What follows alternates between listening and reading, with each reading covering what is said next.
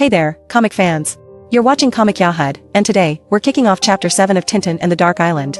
Let's roll. The old man skids to a halt at the sight of a crashed red plane, its nose buried in the earth, and his eyes widen with concern. He clutches his cane tightly, realizing the gravity of the situation before him.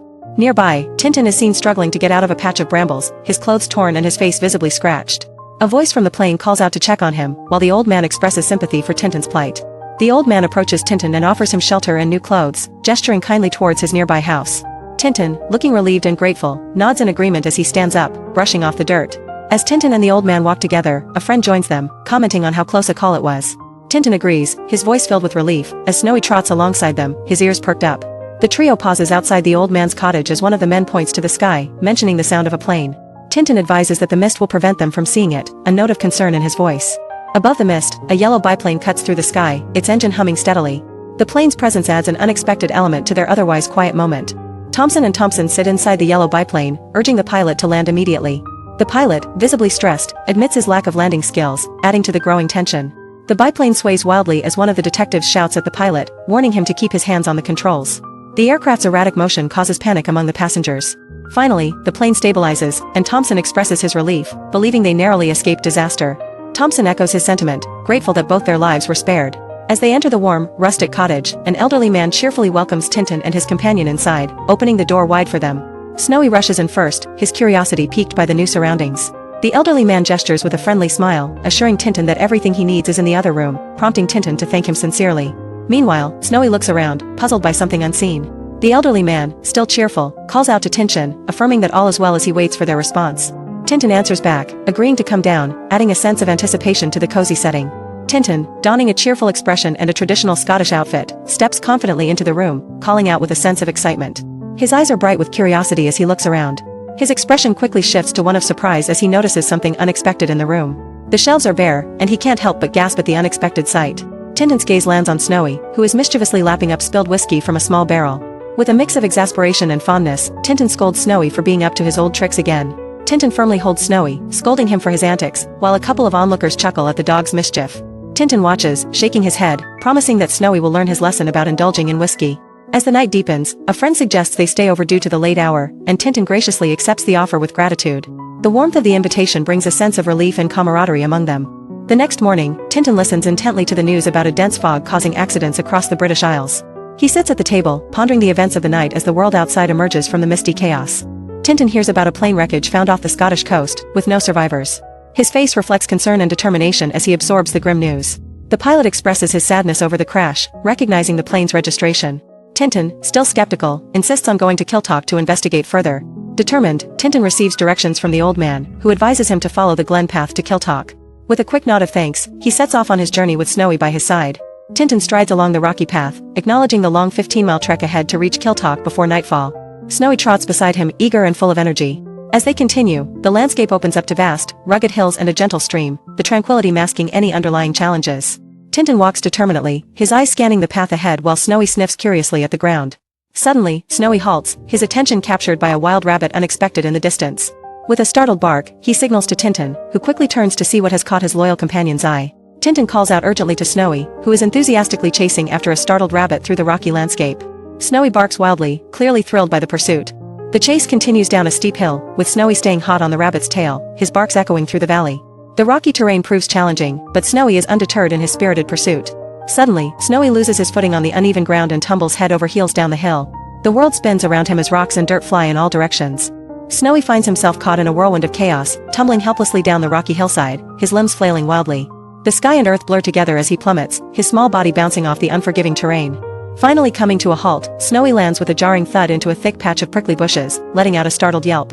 Tintin, hearing the commotion from a distance, turns swiftly with a look of concern etched upon his face. Snowy dashed forward desperately in search of help, his body covered in twigs and prickly leaves from his tumble into the bushes. He yelped and shook as he ran, the debris clinging stubbornly to his fur. Tintin rushes over, his face a mix of concern and relief, as he calls out to Snowy with genuine worry. Kneeling down, he examines Snowy closely, his voice filled with care as he reaches out to help his friend.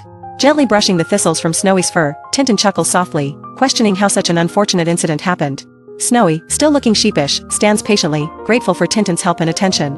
After all ended, Tintin, in a kilt and cap, strides confidently along a rocky path, feeling the sea breeze as Snowy trots beside him. He notes the scent of the ocean, signaling their proximity to the coast. As they crest a hill, Tintin excitedly points out the picturesque village of Kiltalk nestled by the harbor. Snowy barks happily in agreement, eager to explore the new sights. Entering the quaint streets of Kiltalk, Tintin and Snowy pass by the local pub, the Kiltalk Arms, with curious locals watching their arrival. The cobblestone path echoes underfoot as they make their way deeper into the village. Tintin enters a cozy pub, Snowy trotting beside him, and greets the patrons with a warm evening. The room is adorned with rustic charm, and a poster advertising Loch Lomond whiskey hangs on the wall.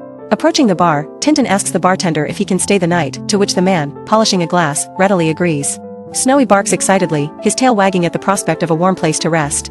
Tintin requests something to eat and brings up the recent air crash, expressing concern for those involved. The bartender, pipe in hand, informs him that no signs of the bodies have been found yet, casting a shadow over the cozy atmosphere. As Tintin listened carefully to the bartender, a sudden voice rose from elsewhere in the bar. The unexpected speaker declared, "No more there will be neither," cutting through the room and drawing Tintin's startled attention. Turning towards an old man seated nearby, Tintin questions the finality of the bartender's statement.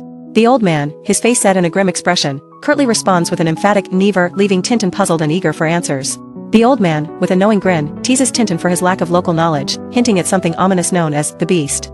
Tintin, holding his mug, is clearly startled by this revelation. Tintin, with wide eyes, questions if the Beast is the Loch Ness Monster, while the old man retorts with a stern warning about the creature on Black Island, known for devouring anyone who dares to approach.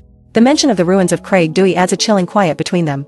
The old man recounts tales of two young lads who vanished without a trace after setting out to explore the island, despite all warnings. His voice drops as he shares the fate of a local fisherman who disappeared mysteriously, painting a picture of dread. He continues, describing the fateful day of dense mist when McGregor went missing, hinting at the cursed nature of the island. The stories of countless others who have vanished linger, casting a dark shadow over Tintin's thoughts. The old man whispers tales of a fearsome beast that roams the island, his voice trembling with each word. As the sound thumps outside, a mysterious thump echoes, causing him to pause in fear. Tintin, dressed in traditional attire, listens intently, his curiosity piqued by the strange sound. He moves towards the window, trying to discern the source of the thumping noise outside. The bartender hands Tintin a cup of tea, and as he takes a sip, he remarks on the oddness of the crashing sound. Determined to uncover the truth, Tintin decides to visit the Black Island the following day. Tintin approaches a fisherman by the shore, asking if he could take him to the Black Island. The fisherman looks at him with disbelief, questioning Tintin's desire to go there and expressing concern for his safety. Another man, overhearing the request, firmly refuses, stating that no amount of money could convince him to risk his life by venturing there. Tintin listens intently, realizing the deep fear the island instills in the locals. Tintin approaches yet another villager, who warns him that no one around would dare approach the dreaded island. Despite the repeated refusals, Tintin remains resolute in his quest to uncover the island's secrets. Tintin spots a boat by the harbor and exclaims with excitement, catching the attention of Snowy perched on the wall nearby. The boatman, busy with his tasks, glances up, intrigued by Tintin's interest. Tintin approaches confidently, asking the boatman if he can hire the boat for a trip. The boatman, cautious but willing, asks if Tintin is familiar with operating the outboard motor. The boatman inquires about Tintin's plans for the day, prompting Tintin to reveal his desire to visit the castle of Craig Dewey. The boatman warned Tintin that if he went to the Black Island, the boat would surely be lost. Unshaken, Tintin calmly offered to buy it, determined to press on with his journey. With Snowy by his side, Tintin confidently steers the boat away from the harbor, leaving the quaint village behind. "Off we go," he exclaims, ready to face whatever awaits on the mysterious island. As Tintin sailed into the distance, two fishermen watched from the shore. One turned to the other and muttered, "There goes another one, he'll be done for as well." The lighthouse stands tall against the horizon, casting a watchful gaze over the departing boat. Tintin, with a determined expression, steers the small boat through the rolling waves, Snowy perched at the bow, alert and eager. The ocean stretches wide before them, the sun glinting off the water as they journey onward. Tintin spots the jagged silhouette of the Black Island emerging on the horizon, exclaiming its name with anticipation. Snowy's ears perk up, sensing the adventure that awaits as they draw closer to the mysterious isle. Navigating through rocky outcrops, Tintin maneuvers the boat toward the imposing castle that rises against the sky, its ancient walls whispering untold secrets. The island looms large, an enigmatic presence as birds circle overhead, casting fleeting shadows over the stone fortress. That's the end of this chapter. If you're enjoying the story, continue to the next one and don't forget to like and subscribe for more comic adventures on Comic Yahud.